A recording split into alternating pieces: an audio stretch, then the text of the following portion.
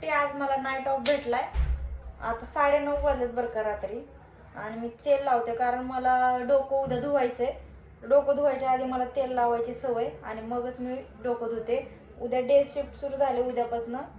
काल last night होते, आज ऑफ भेटलाय. म्हणलं चला एखादा शॉर्ट्स व्हिडिओ टाकू आपण, काय करतोय तर दाखवू नेमकं माधुरी काय करते.